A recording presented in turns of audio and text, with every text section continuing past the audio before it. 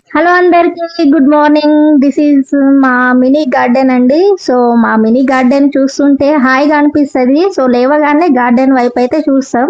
So మా దొండకాయ చెట్టు పెట్టిన తర్వాత మేము ఇప్పుడు కాయలైతే తీసుకుంటున్నాం. 2-3 టైమ్స్ కాయలైతే తీసుకున్నామండి. సో మాకు కేజీ పైనే కాయలైతే వచ్చినాయి. సో ఈ చెట్టు ఒక్కసారి నాటుకుంటే చాలు, మనకు లాంగ్ టైంలో కాయలు వస్తూనే ఉంటాయి. ఆర్గానిక్ గా పండించే ఈ కాయలు మనకు చాలా టేస్ట్ గా, చాలా హెల్త్ గా, చాలా తృప్తి ఇస్తుంది.